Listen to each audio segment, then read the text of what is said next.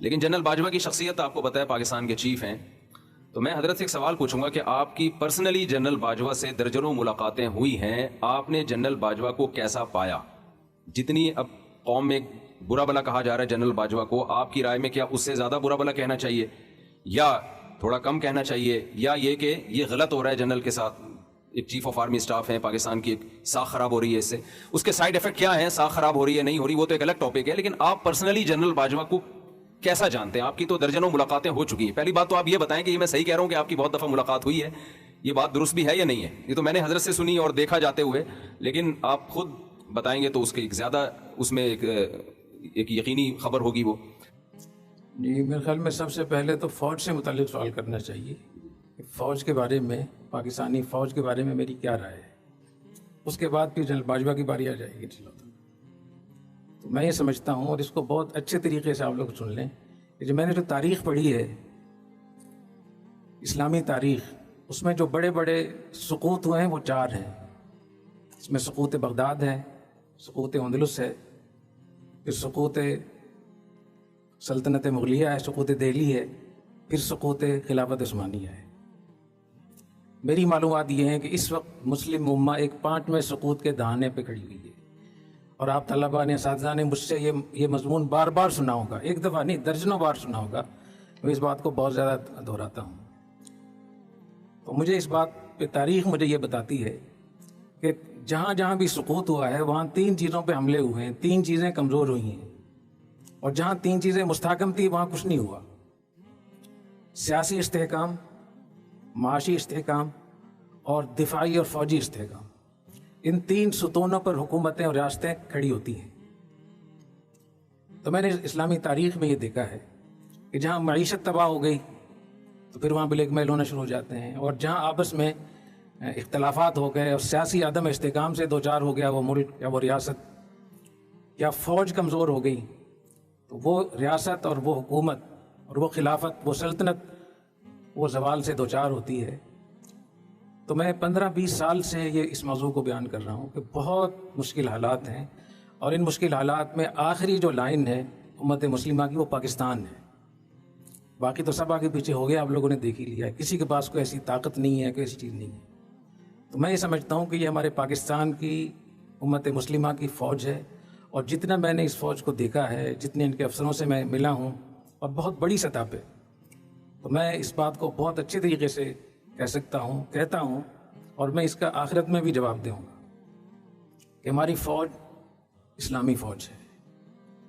اور اگر آپ کو شک ہو تو آپ مصر میں چلے جائیں، سعودی عرب میں چلے جائیں، امارات میں، قطر میں، دبئی میں، بحرین میں، کویت میں، عراق میں، شام میں، کسی بھی ملک میں چلے جائیں، یا تاکہ ملیشیا میں چلے جائیں، انڈونیشیا میں چلے جائیں، تو آپ کو اندازہ ہو جائے گا کہ جو فوجیں لبرل ہوتی ہیں وہ کیسی ہوتی ہیں. آپ نے وہ فوجیں دیکھی نہیں ہیں ابھی. تو میں یہ سمجھتا ہوں کہ ہمارے ہاں سیاسی عدم استحکام عروج پر ہے، معاشی عدم استحکام سب کے سامنے ہے کہ ہماری معیشت کہاں پہنچی ہوئی ہے. صرف ایک مورچہ جو آخر میں ہے، ایک ستون بچتا ہے، وہ ہے فوجی قوت. اور جس طریقے سے سیاسی جماعتیں، مذہبی جماعتیں، دوسرے معاشرے کے لوگ ہر وقت فوج کے پیچھے پڑے رہتے ہیں، فوج کے خلاف بولتے ہیں، تو میں یہ سمجھتا ہوں کہ فوج پہ تنقید تو کریں. جہاں جہاں فوج نے غیر آئینی کام کیا ہے، کسی پر ظلم کیا ہے، غلط کام کیا ہے، اس پہ بولیں، احتجاج کریں، حق ہے آپ کو بولنے کا. لیکن یہ تنقید تعمیری ہونی چاہیے، مثبت ہونی چاہیے. اس تنقید کا مقصد فوج کے ادارے کو کمزور کرنا نہ ہو. بہت سے لوگ اسلام کو تو گالی نہیں دے سکتے، تو مسلمانوں کو گالیاں دیتے ہیں. بہت سے لوگ مدارس کو برا بھلا نہیں کہہ سکتے، تو وہ کسی محتمم کو برا بھلا کہیں گے. تو یہ جو طریقہ ہے کہ تنقید کو تحقیر کا اور ایک سازش کا ذریعہ بنا لینا، اور پاکستان اور اسلام کے دشمنوں کی آوازوں میں آوازیں ملا لینا، یہ بہت خطرناک ہے. یہ ہم اپنے پیروں پہ کلاڑی مار رہے ہیں. تو میں نے اس کی فوج کے اوپر بہت میں نے ہوم ورک کیا ہے، بہت میں نے محنت کی ہے. ان کے لوگوں سے میں ملا ہوں، ان کی چھاونیوں میں گیا ہوں، کاکول گیا ہوں، پی ایم اے میں گیا ہوں، کہ بہت ساری چیزیں میں نے دیکھی ہیں. اس کو دیکھنے کے بعد تو مجھے ان لوگوں میں سب سے زیادہ دینداری نظر آئی بنسبت دوسرے لوگوں کی. یہ وہ چیزیں جو میرا مشاہدہ ہے، جو ہماری فوج ہے، اس فوج کو، اس کی حفاظت کریں آپ لوگ، اس کی عزت اور توقیر کی حفاظت کریں. اگر خدا نخواستہ یہ فوج کمزور ہو گئی، جس طریقے سے ابھی سلسلہ شروع ہو رہا ہے، تو ہماری عزتیں، ہمارے مدرسے، ہماری جان مال ہر چیز خطرے میں ہوگی. تو ہمیں اپنے اوپر بھی رحم کرنا چاہیے، اپنے نسلوں پر بھی رحم کرنا چاہیے. اور میری معلومات یہ ہیں، میرا جو تاریخ کا مطالعہ ہے کہ پاکستان کی فوج کو جو اللہ تعالیٰ نے جو اعداد اعدوا لهم ما استطعتم من قوہ کی جو عملی مثال ہے، جو ان کی تربیت ہے، جو وہاں سسٹم ہے، جو میرٹ ہے، جو یونٹی آف کمانڈ ہے، جو ڈسپلن ہے، جو نظم و ضبط ہے، وہ 1000 سال میں ایسی فوج آپ کو نہیں ملے گی. اگر اس قسم کی فوج بغداد میں ہوتی ہمارے پاس تو کبھی سقوط نہیں ہو سکتا تھا. اندلس میں ہوتی تو کبھی سقوط نہیں ہو سکتا تھا. ابھی آپ دیکھیں کہ کتنے ملکوں میں شورشیں ہوئی ہیں، کوئی ملک رہ نہیں گیا. پاکستان میں کتنی بڑی شورش ہوئی، لیکن پاکستان کی فوج کے منظم ہونے کی وجہ سے یہ پاکستان بھی بچا ہوا ہے. تو اس لیے میں یہ سمجھتا ہوں کہ اتنی بڑی طاقت اللہ نے عطا فرمائی ہے، ان کے اس تنظیم کی وجہ سے، اس نظم و ضبط کی وجہ سے اللہ نے ہمیں ایٹمی قوت سے بھی نوازا. حالانکہ ہم اس کے بالکل اہل نہیں تھے. اور فوج کی جو تیاری ہے وہ اتنی اچھی ہے کہ دنیا کی واحد فوج ہے جو خود کفیل ہے. میں کہہ سکتا ہوں کہ 70-75% خود کفیل ہے. وہ خود طیارے یہاں بنتے ہیں، ہوائی جہاز یہاں بنتے ہیں، میزائل یہاں بنتے ہیں، ٹینک اور بختر بند گاڑیاں یہاں بنتی ہیں. تمام اسلحہ جو ان کے استعمال کا ہے وہ یہاں بنتا ہے، اور اس کو مکمل طور پہ خود کفیل کیا انہوں نے. اور جو لوگ یہاں سے گئے تھے، انگریز یہاں سے گئے تھے، انگریزوں کی فوجیں کہاں کھڑی ہیں اور پاکستان کی فوج کہاں ہے. اور جتنا میں نے ان کا جو ماہنامہ نکلتا ہے اور جو ان کا نصاب ہے، جو وہاں تقریریں ہوتی ہیں، جو روزانہ فوج میں جو اسمبلی ہوتی ہے اس میں جو قرآن کی تعلیم ہوتی ہے، جو سیرت کی بات ہوتی ہے، جو غزوات اور سرایا کی بات ہوتی ہے، جو جہاد کے فضائل بیان ہوتے ہیں، تو آپ حیران ہو جائیں گے. تو آپ ہی مسلمان نہیں اور بھی کوئی مسلمان ہو. اور ایک فوج کی ایک بہت اہم بات اور ہے جو مجھے بہت پسند آئی ہے، وہ ایک فوج میں صرف مسلمان ہیں اور پاکستانی ہیں. دیوبندی بریلوی وہاں نہیں ہے. اور خدا کے لیے جو علماء کرام فوج میں جا رہے ہیں وہ بھی اپنے آپ کو صرف مسلمان اور پاکستانی کہیں. فوج کو کسی بھی صورت میں تقسیم نہ کریں.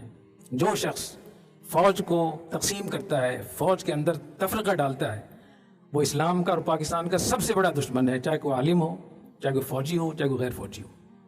میں اس نتیجے پر پہنچا ہوں کہ جس ڈسپلن کا سم و طاعہ کا قرآن حدیث میں ذکر ہے، وہ اگر ہماری حکومتوں میں آ جاتا، وہ سم و طاعہ، وہ ڈسپلن، نظم و ضبط اور وہ میرٹ، تو آج ہمارا سر اونچا ہوتا. یہ پاکستان کی واحد فوج ہے جن کے ہاں نظم و ضبط ہے. جب وہاں آرڈر چلتا ہے، وہاں حکم چلتا ہے، لوگ بات مانتے ہیں، وہاں ریٹ ہے حکومت فوج کی. تو اللہ تعالیٰ ہماری فوج کو صحیح سلامت رکھے.